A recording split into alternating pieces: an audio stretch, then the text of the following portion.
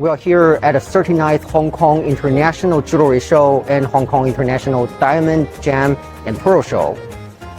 Surrounded by tens of thousands of dazzling jewelry, you may ask how to pick the most extraordinary one in such a large exhibition. Well, as a layman for this industry, I know quite little about jewelry.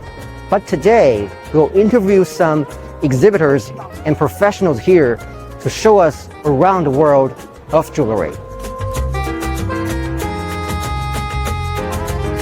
I came the first time in Hong Kong in 2017, so for me it's a very important market. I like the culture here in Hong Kong, but also the China market.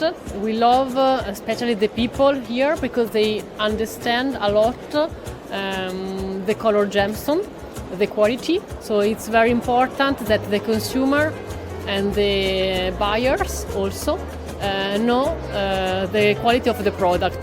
Our brand was founded from my grandfather on 1962. So I'm the third generation of the family. I'm very proud to continue the tradition of my grandfather and my dad. So for me it's very important to come here and tell to the people what there are behind our jewelry. We came, of course, because it's the first time after 3 years after the pandemic that we are allowed from outside to come in Hong Kong without any quarantine.